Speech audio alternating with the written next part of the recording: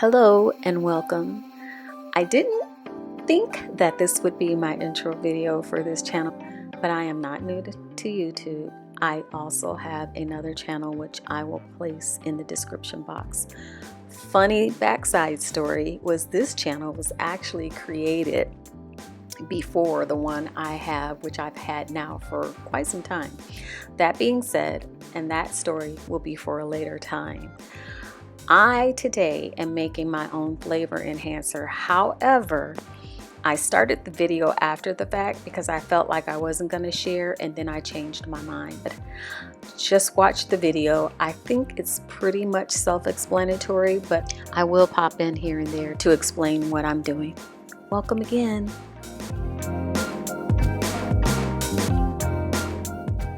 So as my base for my flavor enhancers, I will chop up onion, garlic, and the tricolor bell peppers.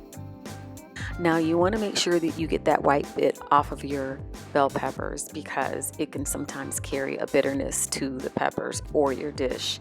After I did all of that, I have all of my good things I want in the pot. I'm going to saute it, and then at the end you can either add water or whatever type of broth you like for your flavor. Don't make it complicated, you guys. Just use the seasonings that you're used to and then a little bit more.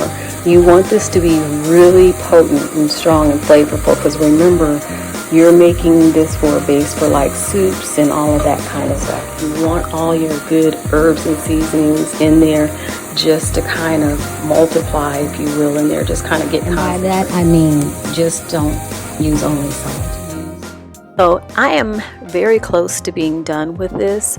I'm going to add a little bit of liquid to mine so that I'm able to puree this really well. Now I don't have to, but this is what I'm choosing to do, and it just enhances the flavor any more. And what I mean by liquid is a type of stock. You can use vegetable stock, you can use a bone broth if you will. Choose what you will. I'm adding just a little bit to mine. I probably only added about a half cup's worth because I want it to puree and then get solid so that I can kind of cube it up and use it in cubes as we make whatever dish we're making. Guys, so now it almost looks like a stew, you guys. I'm like, let me add a little bit of black beans, this little cilantro. Okay.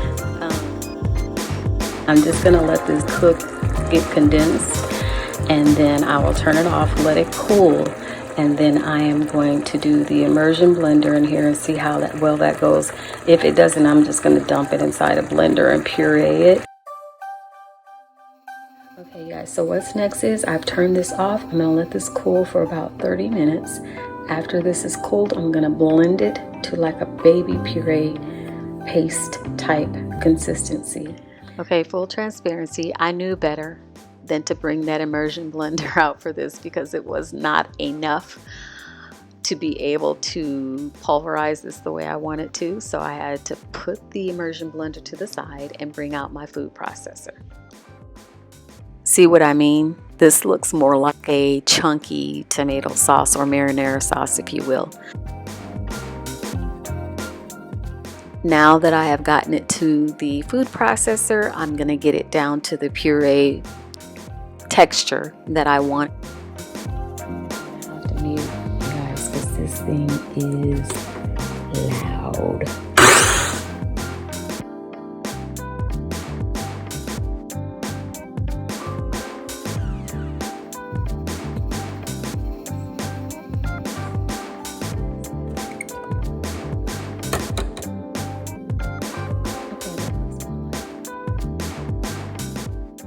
When I tell you guys the flavoring was good with this, it was.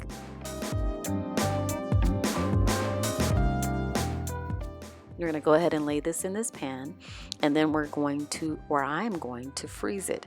Once I freeze it, I will cut it up in squares. No, I am not wasting it. Okay, so as you can see, I got most of that goodness out of there. And I'm just gonna kind of spread. I'm not gonna spread it real thin. I'm just kind of do it enough so that I can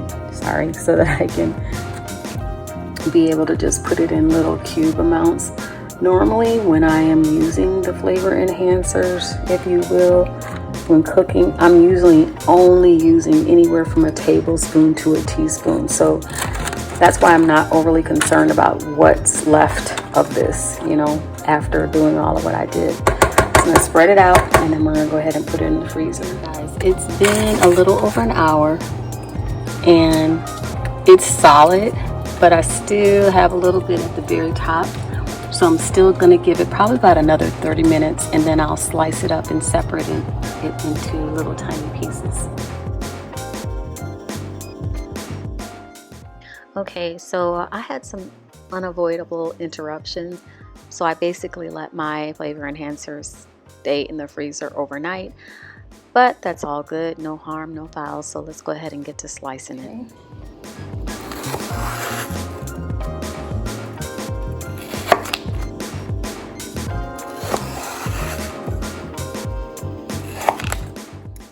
Now I chose to cut mine in cubes. I just felt like it made it easier to use it when I pop it out of the freezer. However, you can just use maybe a scoop to get what you need out of yours. Warning though, this was some good flavor enhancer and it really did go quick, which is funny to me because when we use the type that came in a jar, it was longer lasting. I can't explain it, but that being said, this is even more than what we get in the jars. But of course, you guys, the benefit of this is also you know what you put in your flavor enhancer. Whereas often these days, we're finding out the names of other things that are put in our food unbeknownst to us, and that is not the best for our health. So if you guys think that you may benefit from making your own flavor enhancers, go ahead and try it.